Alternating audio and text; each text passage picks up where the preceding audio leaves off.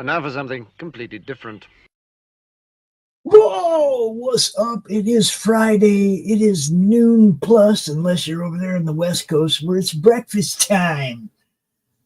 Yeah, we rattled this dude's cage, got him out of bed early, so he's probably going to have extra spicy stuff to say.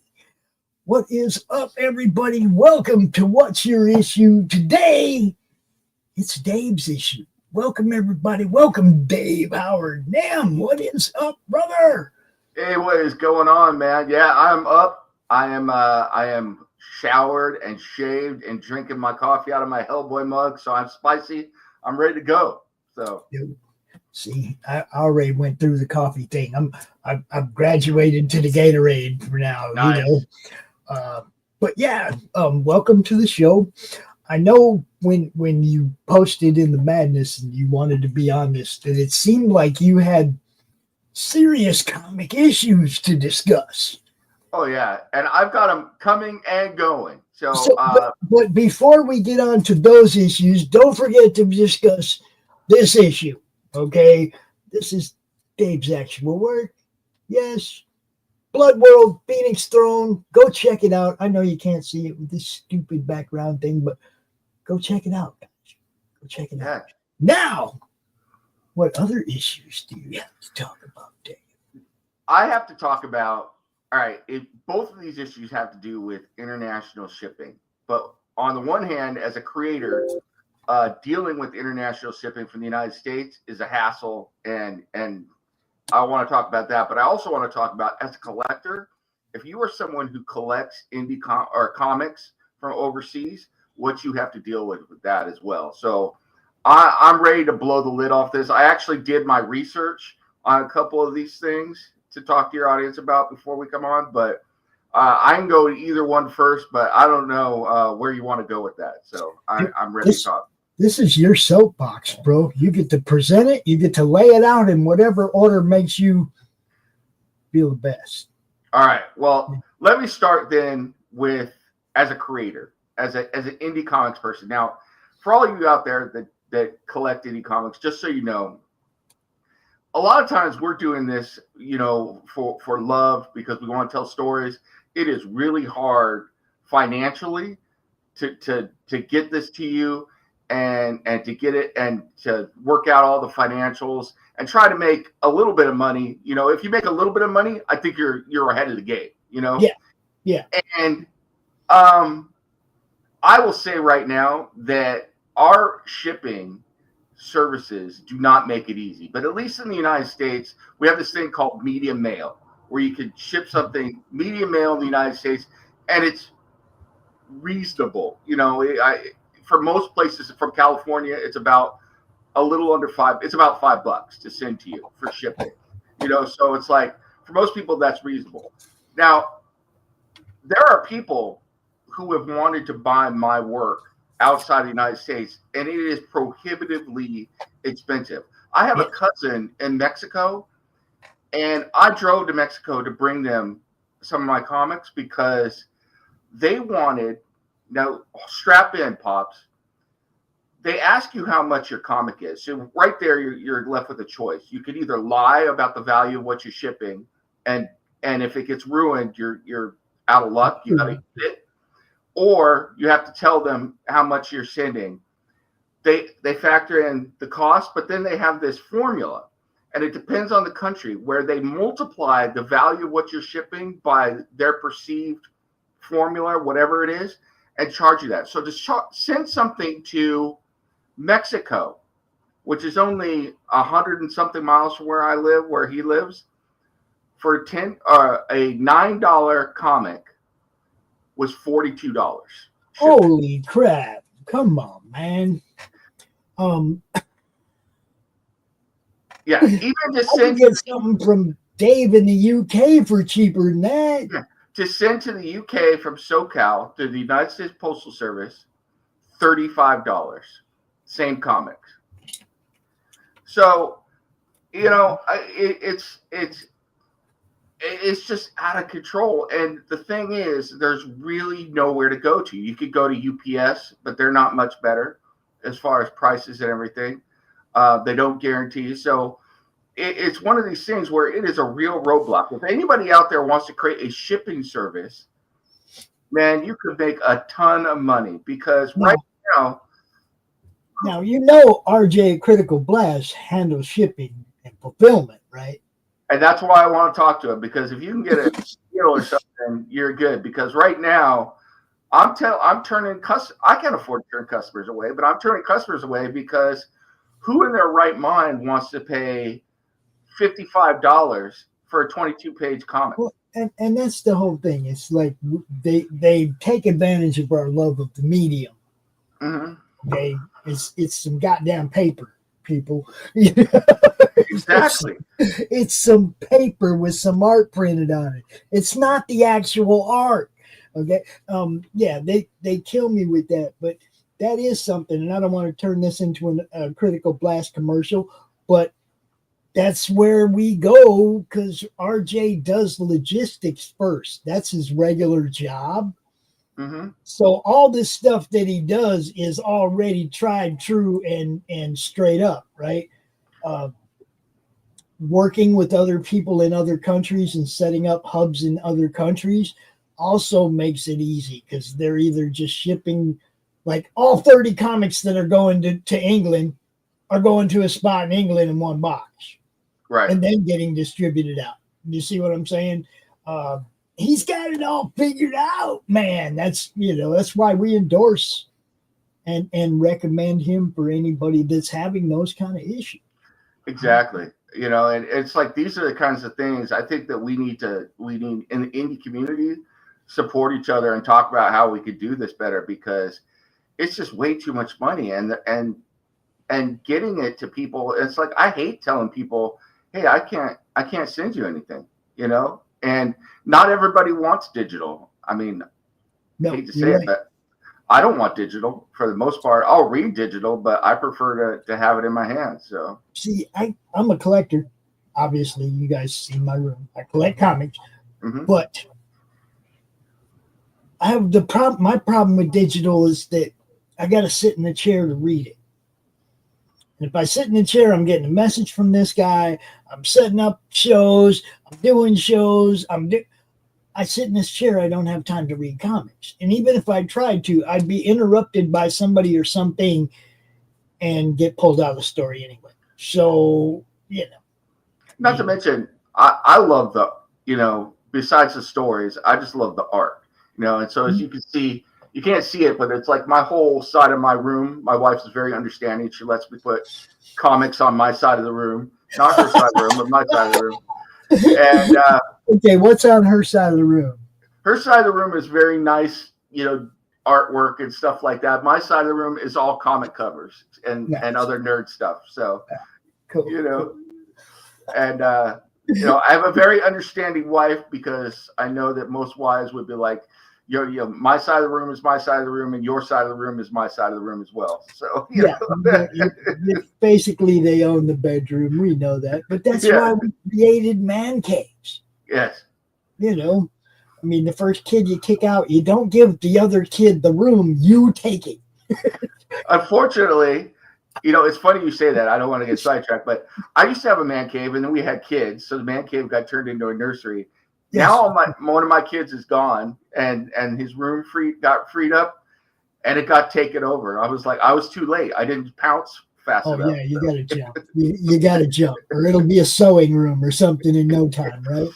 It's a guest room now. I'm like, guest room? It's like, the heck with them. It's my room. Guests are not here every day. I am. Yeah. So the international share, it's just a big deal. And I think that, obviously I'm not Congress. I can't, or whatever. I can't do hearings, but I think we're getting fleeced. I think that we are getting hosed, and certain countries are more expensive. And I understand that certain countries, there's more of a risk of shipping down there, but I have a hard time believing that hardened criminals are waiting to hijack my comic coming down there and take it and resell it. I mean, I wish that it was in that much demand, but I really don't think it is, And even so, if somebody in another country steals one of my comics and starts telling people about it. Hooray! Yeah. Exactly.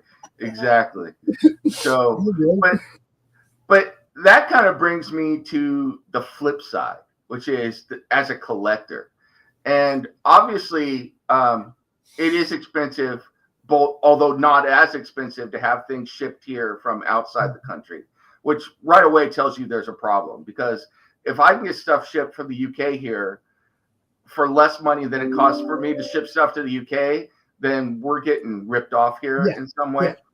But look, I'm all for national security and everything, but I'm pretty sure that my copies of Titan Comics or 2000 AD are not a national security risk, you know? So, and the last 4 issues of 2000 AD that I've had come to my house from overseas, they have been open, they've been folded, ripped, I mean, just messed up. And it's like, and you go back to the company and it's like, what are they going to do? Because if they resend it, TSA is going to do the same thing. But TSA keeps opening the stuff coming from overseas. I get stuff from France. I get stuff from the UK. I've gotten some comics from Italy. And it's getting to the point where I may have to cancel those because TSA appears to be just opening stuff at random. And they're not like thinking about, it's like, what? It's in a clear plastic cover, and it, you know, it's rigid because it's got the boards and stuff in it, but it's clear plastic. You can see exactly what's in it, but they're opening this stuff and doing all this. I don't know if you've had this problem before, but I mean, I'm encountering the fact that I get stuff from overseas and I can get a box or something and TSA doesn't open those, but with my comics, my magazines, stuff like that, they're just destroying everything. And so as a collector, you know, I mean, I'm going to say this is obvious, but there's nothing worse than getting your new comic and it's ripped or it's bent. Somebody's already been reading it before you even got to. Yeah. Now, I will say I'm running into the same kind of issues like with Canada, because we had the sale auction a while back and Doran won some stuff and we had to ship it to Canada, and we paid an exorbitant whatever amount in the first place, like $40, and then when he went to get it, they charged him another $40. Mm-hmm. You know what I mean? And it was like, how does this work? How does this even work? Where you already got this ridiculous amount to ship it there to cross the border, and then you're going to nail the dude that it's going to for more. Yeah. And like, they didn't tell me it was $80. They told me it was 40. And then if he wants to get it, it's another 40. What? Yeah. And the worst thing about TSA is that they have the hubris to let you know it was them that did it. Because half the time, if it's like ripped open or whatever, like the package is ripped open, they'll put like something in there and says inspected by TSA or this or that, and I'm like, well, thanks for letting me know you ruined my comments, you know, and you can't complain to them. And the other thing that gets me, and this was kind of where I was going with all this, is like, it doesn't matter shipping or receiving. You could put stuff on there that says do not bend or whatever. That's like an invitation for them to be starting doing origami with your comics or whatever. So shipping is just really out of control. So I stream almost every damn day. I don't know how you're not seeing me, bro. I'm just saying, we're out here every day, every freaking day with at least 2 or 3 shows. Yeah. So I mean, so I don't know. It seems, you know, with everything else that's going on in the world, it's not a huge issue, but it's my issue. And you know, as far as comics coming in, I'll figure out a way to deal with it. But the one that really bugs me is that shipping international, because, you know, as all of you indie creators out there know, and Madness is here to help us sell our comics. And when we come on these shows and you help us sell a comic to an international buyer, you know, who is like, hey, I want to check that out in Germany, or hey, I want to check that out in Brazil or Argentina, and then you can't send it to them because it's just too expensive? Well, it's like some places it's not even that. I don't think you can even mail anything to Brazil right now. Yeah. You know, I mean, there's some countries that the unrest is so ridiculous that you can't even, they won't even let you mail stuff to them. You know, It's like, come on, guys, you know, comic books. Well, it's like one of the new Space Monkeys, the artist is in Argentina. And I've tried to send him stuff. He did stuff for, you know, the stickers and stuff. He did that artwork for the Space Monkeys on Blood World.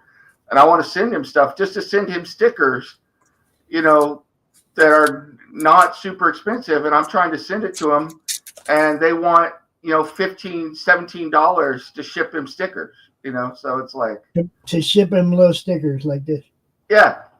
You know, so suddenly that sticker right there turns into, you know, just from a pure cost standpoint, before you ever try to make any money off of it, you know, $17.50 or something like that. So the one with two guys on it must be worth $30, right? Yeah. Right. So, but you know, speaking to your audience as a creator, you know, he's going to Comic Cons in Argentina and he wants to be able to sell stickers. And it's like, if I could ship them to him reasonably, you know, and get them to him so that he could make some money and stuff off of it, it would be great. But shipping them down there for $17, I'd have to send him thousands of stickers for him to be able to make any money. So, I mean, you just can't stick them like in a manila envelope and send them like it's a letter. You can, but the problem is then you run into the same issue with kind of like what we're getting with when you get international commentators. They don't get handled the same way. So, and everything. So, but even with the manila envelope, they don't have media mail for international shipping, the USPS. Right. They've got first and second class or something else. So even at the lowest class, it still costs all that money, you know. And then, like I said, they ask you for what the value is. Now, if you want a lot at the post office, you can get a little bit of a discount on what's going out, but you know, it's not a ton. And you know, I don't know about you, but where I live, I don't trust the post office to deliver anything. So I'd like to know that I've got some protection. But I try to catch them as soon as they pull up, because they're either going to leave it, they're either going to try to fold it and fit it in the mailbox. They're going to leave it out in the rain or the snow. I don't trust them. As soon as I hear that mail truck coming, I go out there because I don't want wet mail. First off, I know this is a what's your issue, but I have actually been investigating. Now, I live fairly close to an Amazon fulfillment warehouse, but I've been investigating. Amazon does have a way where you could, now Amazon's going to take their cut, but you can fulfill stuff through them as well. And because of what they do and everything, they kind of eat the shipping for you, you know, with Prime and everything. So, well, that's one of the things also RJ is working with, you know, Walmart, Barnes and Noble. He's expanding into everything he can in that way as well, because you want to be doing what he does. You want to be ground floor in anything new that you can take advantage of that helps us. Yeah. Right? And that's the whole thing. It's logistics. And he's always looking for the angle that's better. But the cool thing about this whole thing that RJ does is if you sign on with RJ for fulfillment, it doesn't cost you a dime. Yeah. Well, and that's the thing right now. Out of the shipping cost. That's how he gets paid. And his logistics, he obviously has to make it where the shipping is low enough for him to do and still make a couple dollars, right? But I mean, that includes bags, boards, Geminis, the whole, you pay for none of that. Now, if you want special shit, like the bags with your logos on it and stuff that the Gemini goes in, I think then it might cost a little bit more. But again, you have to raise the shipping price then to get that extra cool, keeps protected from the weather bag, right? Right. But he, like you said, it's always about trying to, whatever's new, whatever's coming out, whatever's the newest angle to help us, that's what RJ's about. Yeah, I think, I the last time I was on the Madness, I talked to RJ a bit, and I'm definitely looking at going with him because I think, from an indie creator standpoint, I think my solution to this is that I'm going to have to find someone to do distribution and stuff in the United States, and then someone who will go and help me do distribution, physical distribution of stuff overseas, So, and it's the same way with novels, So right now, my physical copy of my books is all through one publisher, and internationally, that's fine. But coming into the United States, it's just too much money right now. So I got to figure out a way to do it. And he's doing that now too. That's the cool thing. He's doing publishing, through print on demand. He just keeps expanding so that whatever it is you go, man, I need this, you're going to be able to go talk to RJ about it. He's smart. He's got it figured out. I guess as a one over the world look at my issue right now, it's just as an indie creator, or even as like if you're a small, an up and coming writer or something like that, the roadblocks that are there for you to break in are just so huge. I was looking at trying to get stuff into like Barnes and Noble and into the system to be able to get to all the independent bookstores and everything. And I understand where the booksellers are coming from, but they want you to have, most of the time, if they want to buy your book and stock it, they want to have the option to be able to return unsold copies, which means you have to buy them back, which is, if you're a small creator or stuff like that, that's a lot of money. So, well, I wouldn't go to them to have them print until the book is in demand. People are asking for it. People are like, hey, man, you need to get this book. That's when you go, all right, I'll let you print some more. Yeah. You got control of that, but it's still like anything else. It's supply and demand. It's fan driven. Can you get enough people to go to Amazon and buy your book? Yeah. Or go to Barnes and Noble, the brick and mortar store, and buy your physical book? Can you get people to do that? If you can, then you let them do it. Yeah. But I mean, I wouldn't chance that going in unless I had other distribution avenues. Like, that's the other cool thing. RJ's got his own store that on the website that directs you to Amazon or wherever the hell the book is at, for you can get it print on demand, or he's got available print copies, however you want it, And that's, like I said, he's just going to keep trying to give the creators whatever they ask for. Absolutely.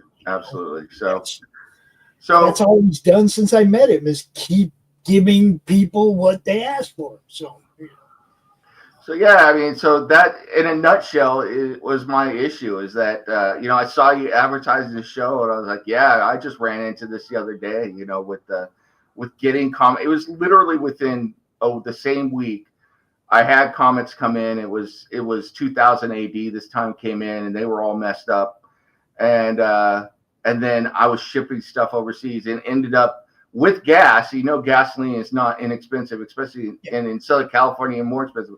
It was cheaper to drive down to Tijuana than it was to ship it from my house to TJ. So, and that's crazy. It's only 100 miles away, and it's cheaper to deliver it yourself. Yeah. So it's almost like I said, if someone wants to figure out a way to create a shipping service that actually is reasonable, you could probably make a ton of money. So. Oh yeah. It's just like a hub in every country that does volume, any kind of volume, right? You're going to want a hub in the UK, a hub in Australia, a hub in Canada. I hate to say it, but yeah, there's a lot of good Spanish comics right now as well, like the 656 crew, and they're actually, I think, printing them both in English and Spanish for distribution south of the border. They live down on the border, but you know what I mean? It's like, it's all just being a step ahead of the game. You know they're going to figure out a way to screw you after you figure out a way to get past getting screwed every time anyway. You know, I mean, you come up with something good that works, and they're going to figure out a way to tax that. Well, plus, from a collector standpoint, you know, we're going a little off topic, but you know me, I love to go off topic. So, issues, bro. You can talk about whatever you want. Yeah, you know, I remember in the 80s growing up that one of the cool things that would matriculate across the border for us here was the Mexican version of Spider-Man, which was fantastic, and we would collect those, and they were amazing. And if you've never seen them, you owe it to yourself to go get some, because they love them some Gwen Stacy down there in Mexico. So, and B, it's like a telenovela, but with Spider-Man. So it's amazing. Yeah. But now that stuff's not coming across the border as much, because, you know, unless somebody like is smuggling it across the border when they're going, you know, from whatever. But it's hard to get those things easy back and forth. And then we would get comics from, you know, once they started doing comics in Brazil and Argentina, they pop up in indie stores every now and then, and you know, stuff from all over South America and things. And you don't see that as much anymore. And it was cool to collect stuff from around the world to see that stuff. So we were talking about Chinese comics last night, not manga. Oh, wow. Chinese comics during the horror movie club, because the Kung Fu Theater, I'm sorry, because the movie was based on the Jademan comics, you know. And I'm sitting here, and I didn't know a lot about these, and now I want these books. I was watching a little bit of that Kung Fu Theater last night, which was good. So yeah, it's good stuff, man. But I mean, I didn't know anything about those comics. Now I want to read those comics, and the art in those books looked crazy good. Yeah, you know, many steps up from the manga they look at today. You know, I mean, I was kind of blown away. So anybody got any Jademan comics they want to toss my way? I'm over here. I mean, but that's always been one of the cool things about being in this community in comics, is that, you know, you start off, if you're an American, you start off with usually DC or Marvel, and then you go to indie, and then eventually you find other stuff, you know, and it's like, I found Battleship Yamamoto, you know, and then I found, you know, Titan Comics over there, all the stuff that they do. It's French. I found Asterix at Gaul, you know, and then all the UK comics are amazing. Italian comics, you know, one of my artists is from Nigeria, so there's comics going on over in Africa, you know, so it's great to see it from all over the world and all the different styles and everything, and it's cool to collect. So yeah, man, it's like these people need to get out of the way, because you know, the world is a much smaller place now. We all want to see what everybody else is doing. So yes. But I mean, shipping anything overseas is ridiculous. Anything. It's not just comics, but yeah. But we have to have them distribution hubs in other countries if we truly want to bring the cost of international shipping down for ourselves. Mm-hmm. That won't do it for everything and everybody. But if we have those hubs in the indie nation to fall on, you know, I mean, we know this guy in the UK will distribute your books if you send them to him in bulk, and he'll handle it for his small fee or whatever to the people in the UK that he collects from when he ships a book to them. Yeah. It's almost like, I mean, it would still be cheaper than what we're dealing with sending an individual book. I mean, I love writing science fiction. And it's almost like I wish there was a store or a service where they'd set up a store, and there was like an automated, maybe using AI, a system back there that when you buy a book, it prints on demand, but it's automated. It just prints the book and assembles it right there, and then it comes like out of a little assembly line and says, "Here's your book." You know, boom, there it is. Now here's the problem from the collector's standpoint of that. I want to know how many are in that first print run. I don't want them just being willy-nilly printed around the world and no numbers are. That's true. You know, but that's from the collector standpoint. If you're just a reader, yeah, hell yeah, print on demand, get that book right now. But that doesn't have that. This is a first printing on it, or or you know what I mean? Which to collectors, obviously, I want the first print, not the third print or fourth print. Right. You know, unless they did something extraordinary to the third or fourth print that made it ridiculously expensive, right? You know, but you get to the third and fourth printing, you already know your book is legit. Right. You know, Especially then you can go to print on demand. It's the third, fourth print. Who cares anymore? Okay, there's a bunch of them. Print them up, right?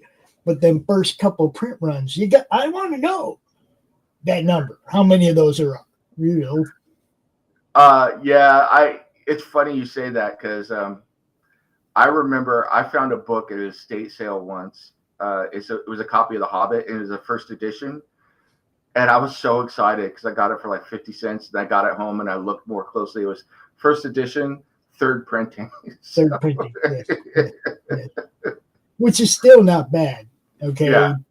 I mean, if you're getting the actual first cover of The Hobbit way back in the day, and it's one of those original covers, it doesn't matter if it's third printing or fifth printing. That's cool. Yeah. Yeah. Oh, it definitely is. So, but yeah, you know, it's like, and plus with first edition, you know, first printings, you want it to be limited run, you know, yeah. So, and everything. You want to know. Mm-hmm. I mean, I don't care if they printed 5,000 of them. I want to know. Because when it gets to, like I said, third and fourth print, and there's been a whole bunch more printed, those 5,000 carry a little value more than the others. I just want to know, though, you know, and as soon as if they start doing print on demand out the box, you'll never know how many of those, you know, and that kind of kills the collector side of it because. Unless, you know, I mean, there would be ways to do it where you put like you know, you're keeping track because you would have to have it, you buy it from a website and then it farms it out to wherever this is to print. Mm-hmm. And it's like, there's a limited number and then it cuts off, you know, and then a new version is printed or something. So that's the other thing. You send it to different printers, right? And then they may not have that same color palette. They might come out different. The cut might be off a little or. That's true. Different, you know. It's like that first printing has to come out off the same press, man. You know, maybe I don't care after that, but that first printing as a collector for me, I gotta know. You know, definitely. Those are all the same. They came off the same press. They got the same color palette. The word bubbles are in the same place. The mistakes are all the same.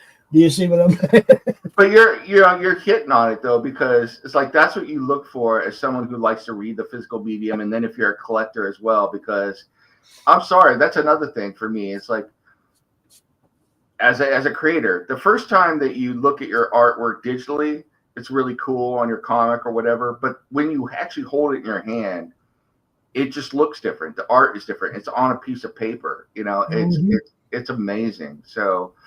Yeah, we got to find a way for that not to go away. So that's my issue, you know. So I hope everybody really cool. Visual storytelling by Caputo, Ellison, and Steranko. All right, there might be a little something to that.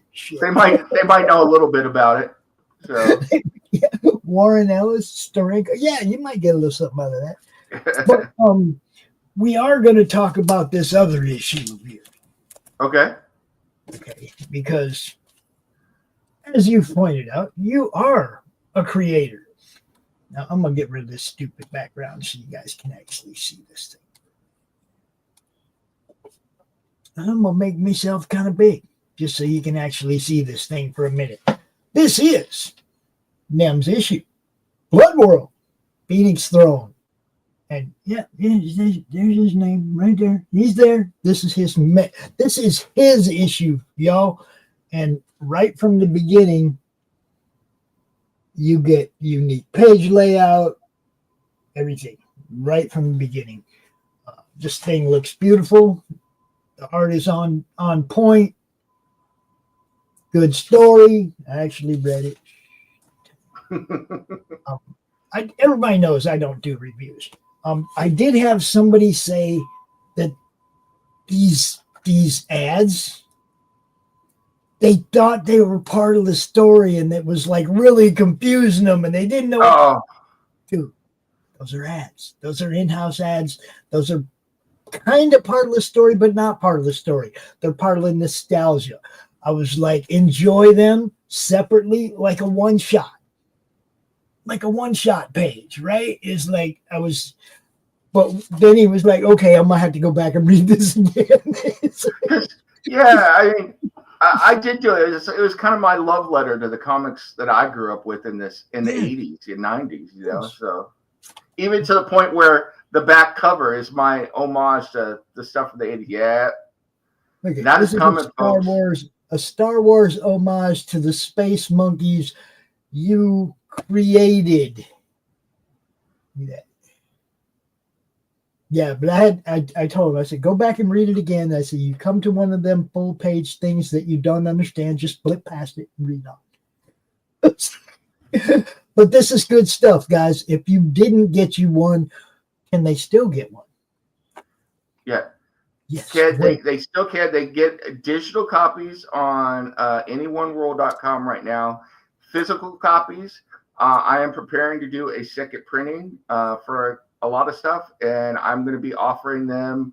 Right now, I got to get my website up and going, but you could get them through me personally, or I'm going to put them back on Kickstarter and offer them as late pledges, so I can restart that. So we're going to be doing that, and and I also going to be offering them again when we do the Space Monkeys Kickstarter, which is coming sooner rather than later. We're going to be kicking that off at the beginning of the year. So,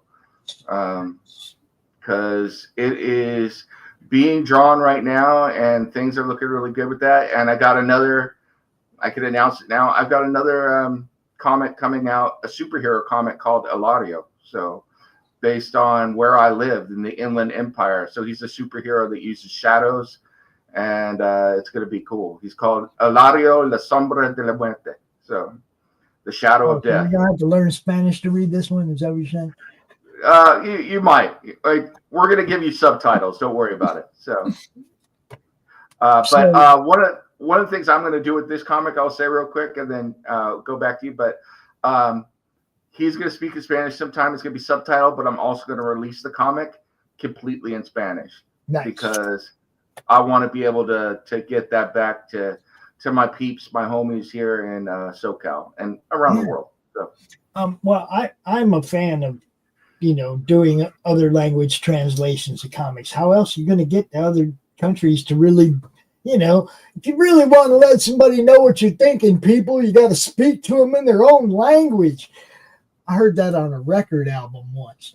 REO Speedwagon.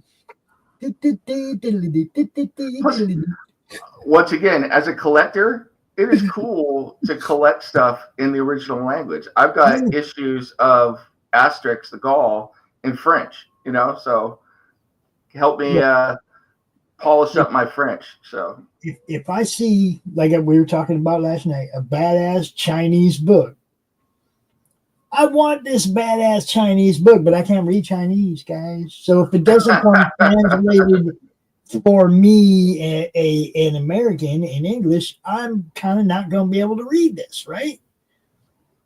Do these things, man. If there's a demand, or if it's like your book, you're talking about somebody who is from that culture, so yes, you expect them to know the language and speak the language. Do these things, people. You don't have to do it for every country, but if there's a demand, or there's a cultural background in Spain, then by all means release this book in Spain in a language they understand. Portugal, if the people in Portugal like your book, translate it to Portuguese and make it available to them. Again, the shipping issue is an issue, but not if you're doing the PDFs. The PDF translation could be done pretty easily, right? Bringing it back to the big two. I mean, how cool was it when Cyclops or Magic would speak Russian and they give you the subtitles? So, it was always cool. So, and then when I ended up taking Russian and realized they were actually speaking Russian and everything, and it was right, I was like, oh, that's even cooler. So, yes. that was one thing I did like about Marvel. When they give me them little boxes and stuff, it usually was on point. You Yeah. know, if it was directing you back to another comic where this happened that they just mentioned or whatever, it was usually on point. It gave you the real. I remember, I think Defenders 45. There's some Rush lyrics that Doctor Strange uses in a spell. And they actually give a little credit to Getty, Neil, and Alex, although it was Neil's words, right? But they gave credit to all three of them, the members of Rush, for using that little 2 lines out of, I think the song was The Twilight Zone, 2112. Cool. I mean, even to the reader who was a little confused with the ads and everything, I mean, with future books and stuff, I love to do the old stuff Marvel used to do where they did like an editor's note, or, you know, and eventually I would love to do, you know, if that reader wants to write me a letter, I would love to, or, you know, a comment, I would love to put letters and comments about the comics in the back of my future comics, and do like a Stan soapbox or answer letters and stuff. I miss that in comics. You know, it was one of the coolest things. I know somebody who does that. Yeah. Jose Corrales in the Wonder Kitty books. There's a letters page in the back. Crom actually wrote them a letter. That's awesome. Yeah. Crom wrote him a letter. All he did was talk shit about me, but he wrote them a letter, right? Yeah. You know, I mean, yeah, that kind of stuff is fun, guys. I mean, and those were the cool things that that's one of the reasons I do indie comics. You know, I didn't want to turn this into a promotion thing, but hey, we're always promoting, okay, right? Yeah, it's your issue. You got to talk about all your issues. Yeah, but I love that because I want to bring that to the next generation of comics people, because that was one of the coolest parts in the 80s and 90s. I loved, for instance, I'm going to give you an example. Old school Deadpool. Deadpool used to answer the letters in the back of the issues. And Deadpool was an a-hole, but it was funny as heck, man. So it was good. It was all that fourth wall stuff. Yep. And I mean, we're even trying to do stuff like that now with the fourth wall interviews. You know, yep. I mean, those kind of things were fun, and that's all I want to do is bring people stuff that's fun. Right. You know, I want them to come back because they had a good time watching this show. It made them chuckle, made them giggle a little bit, or made them think, which kind of this show is more directed toward, you know, come on, man, tell us the things that bother you so we do have a chance or an option of trying to fix these things. Right. You know, if nobody says anything, how the hell are we supposed to do anything about it? I will also say to whoever it is that you know was confused, hey, if you're ever confused about anything I write, or you want to give me a comment or or criticism, anything good or bad, hit me up on DMs or let me know, because I love to hear that stuff, because I'll talk about it, and anything I could do better, you know, I will try and do better, or if I could explain what I was thinking or whatever I'm doing. Well, I knew right away as soon as he went, man, I didn't know what happened. It just kind of took me out the story, and I was like, man, it's an ad, bro. It's a parody ad. It's fun. Read it separately from the book. Go back to the book. Okay, I'm gonna have to look at this again. You know, I mean, it's if they didn't watch you on the shows leading up to it, or the shows talking about the book, they didn't even know that. This is somebody who saw your book and went, yeah, I'm gonna get that, without really knowing, and without having funny. Seen you guys talk about it. You know what I mean? It was like, because people who saw the comic before it came out, there were a few people who gave me that same feedback, and so I kind of weighed, leave the ads in or take them out, leave the ads in or take them out, and I was like, you know, what I'm going for with this book is a throwback to what used to be, and so I went with that. Not that I mind new books where all you get is the story. That's good too, but it's like I really want this to be throwback to the fun we used to have. Man, yeah, by homage to what used to come, you know, and it's So, and you know, hopefully people, you know, it won't be for everybody, but hopefully people see what I was going for and enjoy that. So, because That was one of the coolest parts. Like we talked about it before, but like one of the cool things of the 80s were those crazy ads that would come in where in the middle of the story you turn the page and there's Batman chasing the Joker and he throws like the hostess, stuff at everything. Yeah. Yes. There was a lot of stuff, man, that, it's not there anymore. Mm-hmm.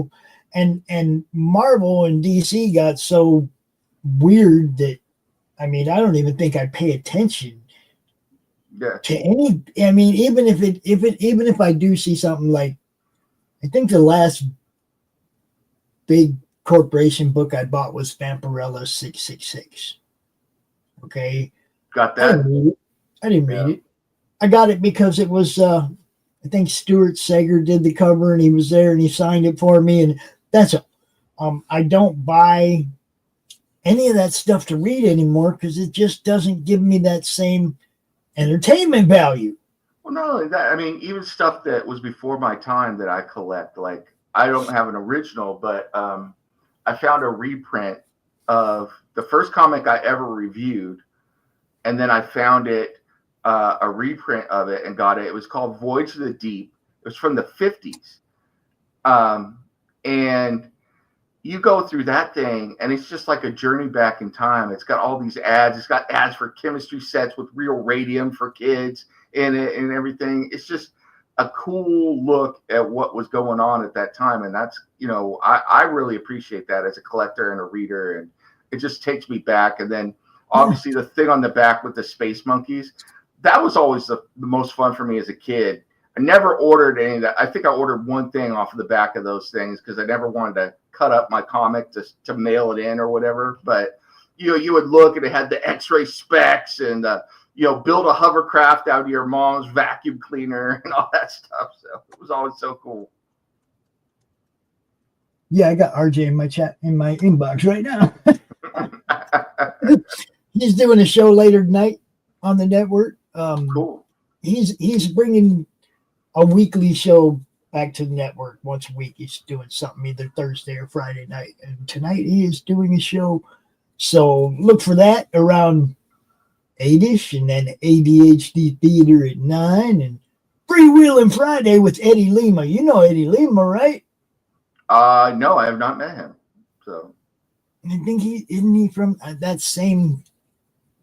I thought he was from that same group of people from the Anyone world. I met him through Lori. I don't know. There's so many people in Anyone world now. It's hard to keep up. So, although at some point we need to talk. I got a ton of stuff going on right now, but I am looking to create a show called NIM TV. Mm-hmm. So, and I want it to be just a show that has music videos and talking about comics and horror movies and all sorts of stuff. But call it NIM TV. I already did an intro for it, and if I can figure out how to do it and not get copyright striked, I would love to talk to you about bringing it to the madness. So, well, we have this platform that we do certain shows on that we know would get flagged on YouTube and everywhere else, but we still can do our shows. I've been doing certain shows on Pilled.net that don't go anywhere else. Okay, last night, you know, the Horror Movie Club, the Kung Fu Theater, all that. I actually show the movie on Pilled before the show. You see, so you can go on Pilled and watch the whole movie and then listen to me and Brian and Preston and Matt talk about it afterwards. Right? Yeah, and that's what I want to do. I want to do, we're kind of having this discussion now for everybody, but I want to do a show where I put on, some of my favorite music videos and we watch those and we talk about that and have guests on and we talk about comics and pop culture and those things. But with as a general variety type show, because I've always wanted to, ever since I watched MTV, the first time it aired was it back in 1980, the old VJ type show. And so I was looking, and then I created an MTV logo and the thing and created my own theme song. So I've already done all that. So that's what I'm looking at doing. So maybe I will talk to you about that. Yeah. I have no problem with it. We have a platform we can put anything on now. I mean, I ain't messing with, porn, shit like that. But you know what I'm saying. We have a network now where we can play movies, we can play videos. We have a place where we can go and still do that, and we're growing over there pretty rapidly too. I haven't been there that long. I'm already at 100 followers over there, and it probably took me 6 months to get 100 followers on YouTube. Cool. You know what I mean? So it seems to me like more active. The people that tune in actually watch. They don't just like tune in and leave. You know, they tune in, they actually watch shows. There's fan involvement. I really like it over there. So, you know, but one of the things that we do is we kind of curate the shows for the platforms they'll work on.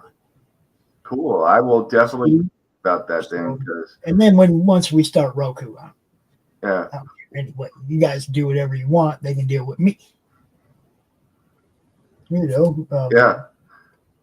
That's the way I look at that going forward. Is once we get to Roku, the rest of it is. I mean, you can do, you know, you can do whatever you want on your networks, your YouTube channel. That will YouTube let you do what you want to do? You'd have to get individual license permission from each of the videos that you'd want to play, stuff like that, right?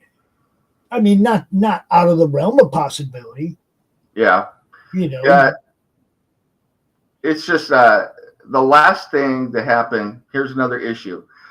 Check this out. So Lori and I a while ago did the show, and we loved the idea, and we haven't done another one because Lori Calcaterra, I'm sorry for everybody, where we did the show, and it was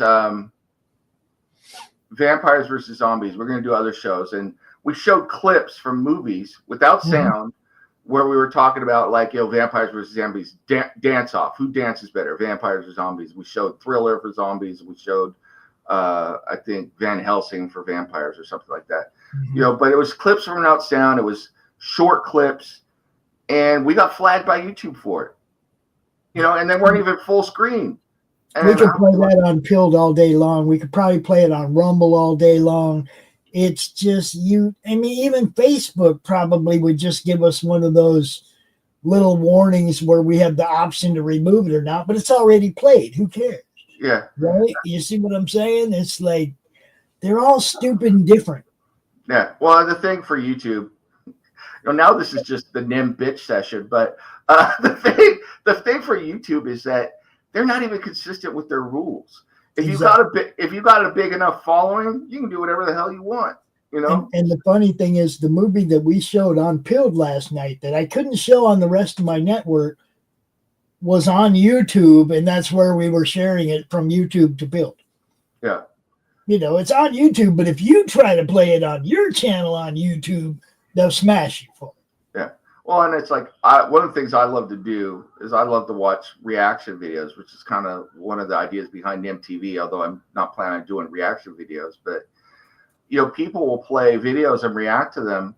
And it's like some people can play the whole video with the music and they're fine. Some people will get blocked. Some people have to blur it out. It's like, what are the rules? You know? So at least let us know the rules so that we can figure out what to do. But well, yeah, I mean, be consistent for sure. Like I said, we're taking it.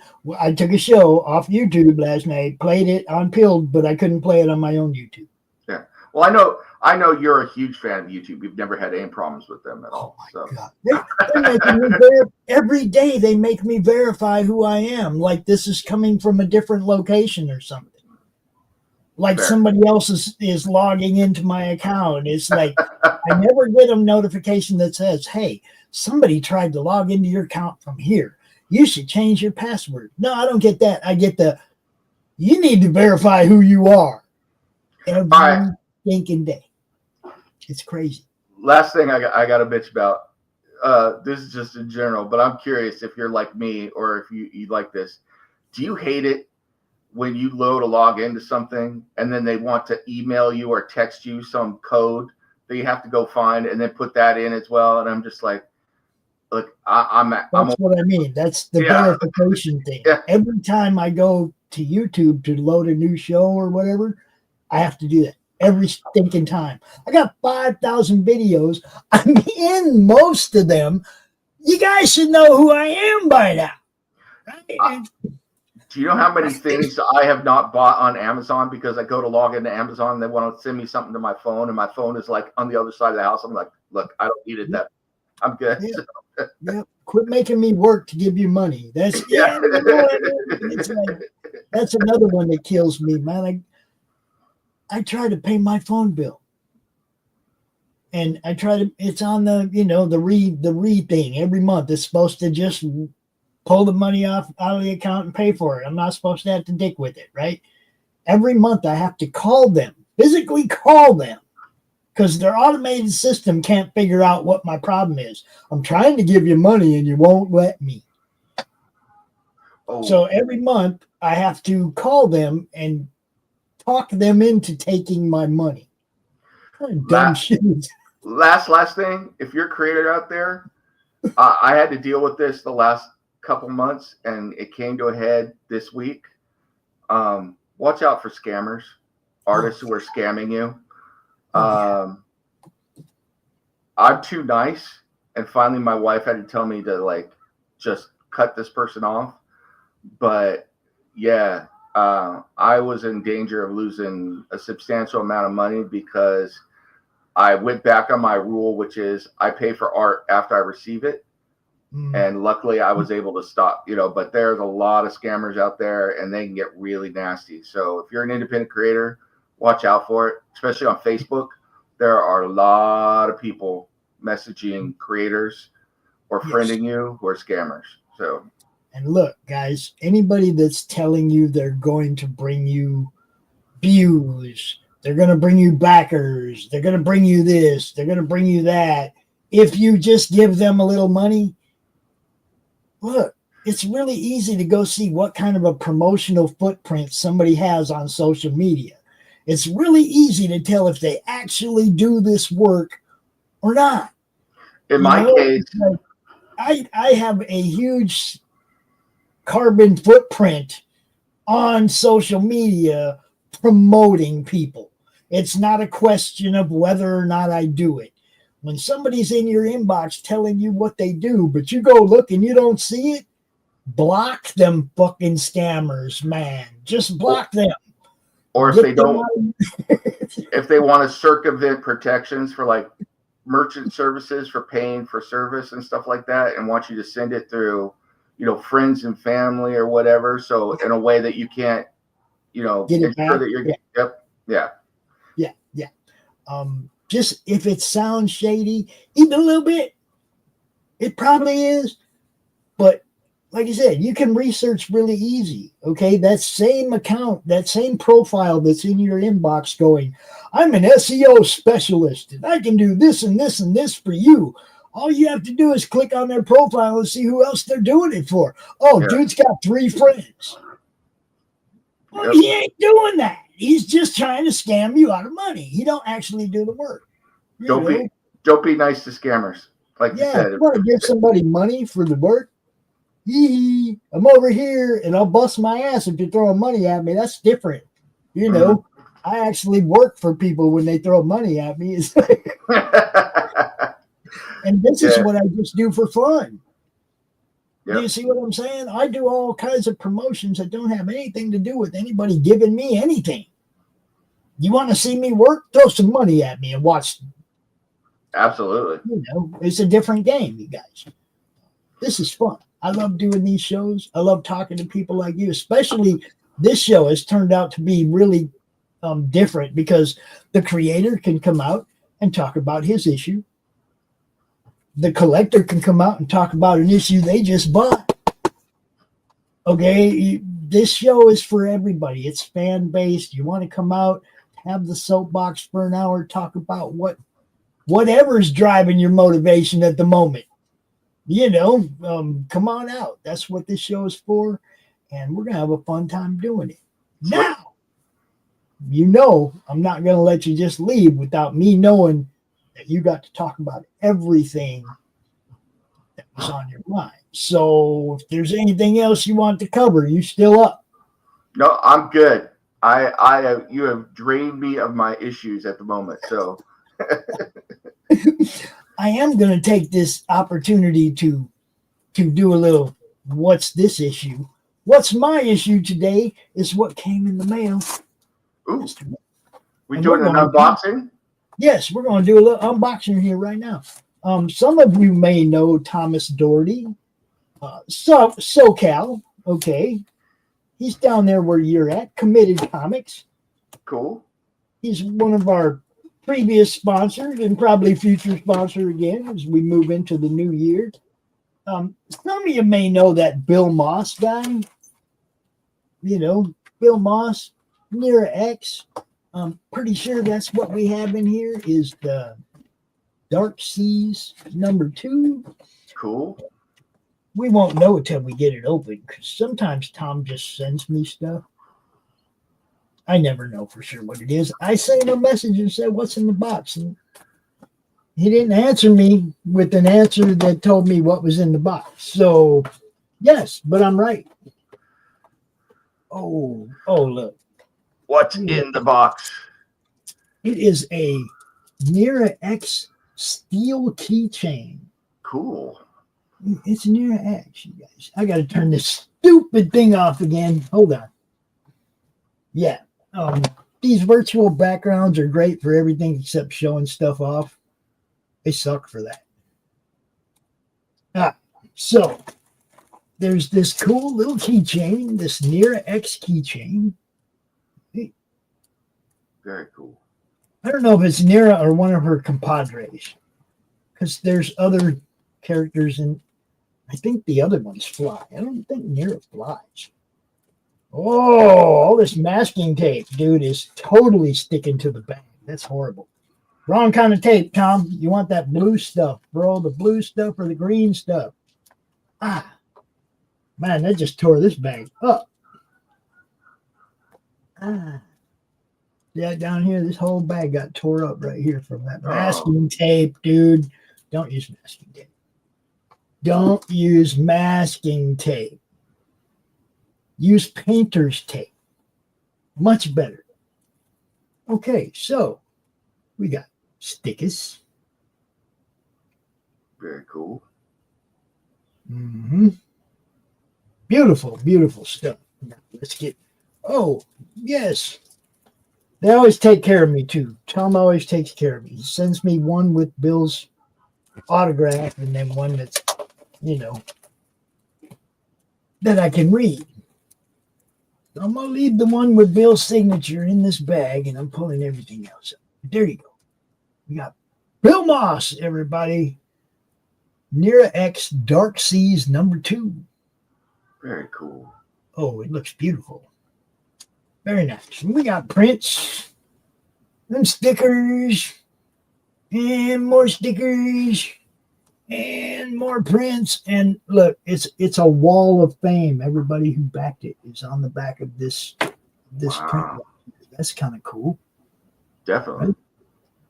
And the book herself, Nira X Dark Seas #2. And yeah, I get to add another one to my reading pile. Beautiful. Beautiful stuff. Bill Moss, Tony Moy, Cat Moss, Thad Rhodes III. A lot of people involved in this. Alejandro Cruz. And of course, Thomas Doherty, editor of Committed Comics. Committed Comics. Go check it out, everybody. Very cool. $6. $6. Nice. But yeah, this is why we're here. This is my $42 if you want to send it overseas. So yeah. This is my issue for the day right here. Nira X. Man, I might have to get a new bag for that one. That bag just got tore. Look, masking tape just tore that bag all to shit. And I was trying to be gentle. And that masking tape just tore it all the way across. That's not cool. Not cool. I'm going to need a new bag for that one. Oh. Very cool. It's okay, Thomas. I still love you, brother. The book's in fine condition. You just messed up the bag. But yeah, this is how we do it, people. my name's on this thing somewhere. Somewhere my name's on there. You think I'm on That's cool. That's a cool idea. Yeah, it is. It's nice print, and then on the back of it, it's got everybody's a giant thank you to all of our Kickstarter backers. That's what it says at the top there. That's really Giant cool. thank you. And then, of course, that's a lot of backers, yo. Yeah. Oh shit! And I'm like right there near the top in column 1. I'm like Nice. right near the. Come on, show it. I'm like way up there, right near the top of column. That's cool. I didn't have to read very far to find my name. That's awesome. David, I know you said you got other stuff coming, so I expect I'm going to see you again here sometime soon. Absolutely. You know, and anytime, you know, I love to come on this. I'd love to go. What's the name of the show again? Where you have the creators do? Yay! What's going on now? The creators break the fourth wall. So where I interview your character. yes. Oh yeah. See, that one's fun. It's called Fourth Wall Interviews, and that's exactly what it is. We don't talk about you. We don't talk about your campaign. We don't talk about your art team. We don't talk. What I do is interview your character, and he tells me about. I ask him about his life, how he got his powers, if he has powers, where he lives, what's up in his universe, what's up in his dimension, who's the bad guys are, who's he fighting with, whatever. Right? It's an interview with him, and if you can get in your character's head. Oh yeah. And be your character, and I know you can because you're an RPG guy. I know you can. I would love to interview any of your characters. You know what? I would come on and let you interview several characters all at once, and since I'm schizophrenic, I can switch between them. So yeah. They'd all have to be in the same place. I could do that too. So I mean, you know what I mean? It's like Crom drops me in the dimension of the character I'm interviewing, and then we just go. It's, you know what I mean? It's like, it's really fun. It's a fun show to do. So, I mean, I've only done a couple of them, but both of them have been just fun. And the guy who we have this week on Monday, Cole Rossi, I don't know anything about his stuff, but he has an improv background and everything. So this one's probably going to be really good. We're doing it live. There ain't going to be no edits, no cuts. It's going to be fun. I would love to come on the show, and honestly, I would love to channel my little demonic doll and be Maisie, and be Maisie the demonic doll being interviewed. So yeah. I want to interview a space monkey at some point too. Hey, I could do that too. So you know? Just don't make me be one of the people from Phoenix Throne, because that would be it. It would be interesting. So we'll leave that one for Bracy. yeah. We'll let Bracy come out and we'll interview him as the prince there in Blood Throne. That'd be cool. Absolutely. Yeah, that would be a ton of fun. I would love to come on and do that. I've talked about it before. When I write this stuff, half the time my wife looks at me like I'm nuts because I do the voices for the characters as I'm writing them. So, you know, you got to be in the part, man. Yeah. That's method writing. Yep. We'll call that method writing from now on. Not method acting. You're in the head of the character you're writing. That's awesome. So I will save it for the show, but I do have a Maisie voice. So yeah. Sweet. Yeah, we set one of those up for you anytime you want, man. Awesome. I do like people to actually put some thought into it ahead of time, what they want, you know, out of it. We don't script anything. The questions are all pretty generic. It's the answers that matter. Yeah. You know what I mean? I mean, the questions are kind of generic. Hey, where the hell am I? Who are you? And you tell me where Crom dropped me. And as long as you're descriptive in your answers and they last for a little while, the show goes really good. But if I'm like running out of generic questions to ask, you know what I mean? Oh yeah. No, it's role playing. That's like you said. I love that stuff. I love doing the voices and being different people, and yeah, that's a ton of fun. And interviewing a space monkey would be a blast. It would be an absolute blast. So, and I get to do it from the other side with the Killer Karen show, where I get to be Dante. Yeah. Well, I got to talk to Lori C. I haven't talked to her for a while because of everything that's been going on, but I want to get on Killer Karen, and I need to get her back and talk to her about stuff. But yeah, you're right. I do have stuff coming up because besides the comics, I bit the bullet and got back to writing. So I got short story stuff, and I'm writing books 2 and 3 in my horror series right now. So cool. Yeah. I do proofreading too, just in case you didn't know that. Hey, I may hit you up on that. So all right, brother. Hey, I'll definitely tell Lori you want to be on Killer Karen. That's a no-brainer. We have you on that show anytime you want. Cool. Just cool. Be ready for Karen. It ain't Lori. Yeah, I've seen it. I was like, good Lord, Lori. I was like, you're as schizophrenic as I am. I was like, you got a bunch of people dying to come out of you. So. Oh man! And the next show, the guy who we recorded show with yesterday, came out ready. That's all I'm gonna say is he came out prepared. As soon as you see his name at the bottom of the screen, you'll know what I'm talking about next time. Like, he came out ready for it. It's fun. Like I said, it's like I want people to think ahead of time, think what they want to do, make it fun, come out and have fun. That's what the madness is about. Very cool. All right. Cool. Thank you very much for having me on, Pops, man. This was awesome, as always. So, all right. You get with me about the show you want to do. You get with me about Killer Karen. You get with me about anything you need from me, brother. Hit me up. I got you. Definitely. Have a good one, brother.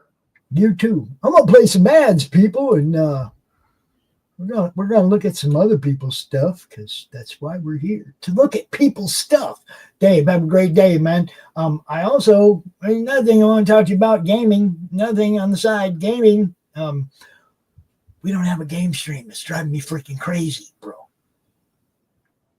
We need a game stream in the network. Hit me up. Hit me up. So I'm gonna go bail. I've got a bunch of stuff going on, so I gotta go check out some stuff. But hit me up, and I will get back to you for sure. So. Cool. Have a good day, brother. Yep. I haven't talked to you. Bye, everybody. Peace, everybody. We're gonna play some ads. Y'all know Zaf, right? You know Zaf.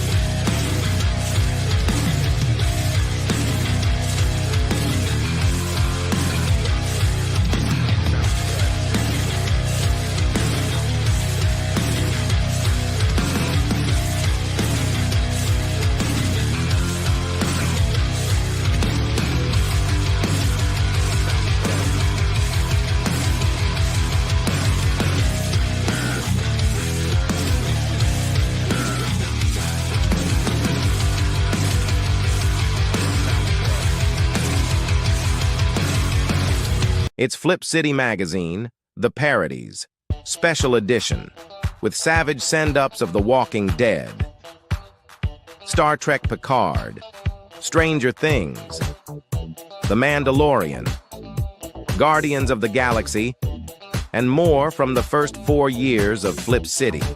Get Flip City The Parodies free when you subscribe in print at flipcitymag.com. The world's best satire magazine, and never, ever woke.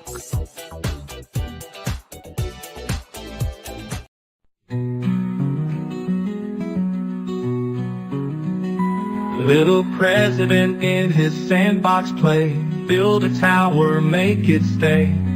Digging deep through the golden sand, building the future with your hands. Tiny suits and shiny shoes, making plans and making news. Friends all gather to join along, in the sandbox they all belong. Little president from that play, every day a brand new day.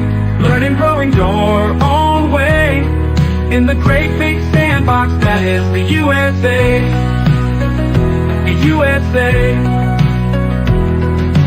Share your dreams with everyone. Sandbox fun under the sun. Big ideas taking flight. With Little Trump, everything's bright. Dig a moat, build a wall. In the sandbox, he stands so tall. Dreamer dream, builder build.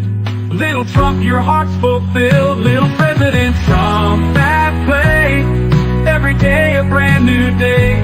Learning, growing your own way.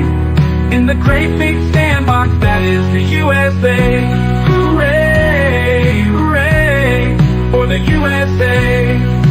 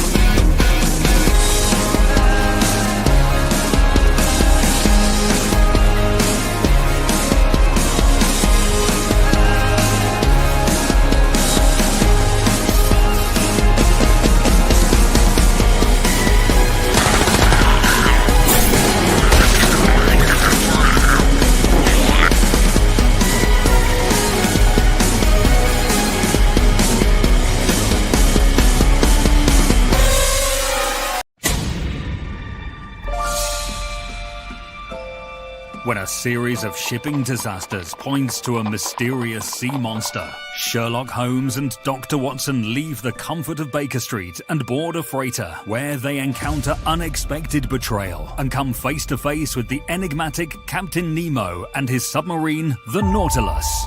As they delve deeper into the case, they uncover a conspiracy involving a Russian Tsar with an airship that rains destruction on unsuspecting cities. With time running out and the world on the brink of war, the heroes must use all their skills and resources to stop a massive conspiracy and prevent global conflict.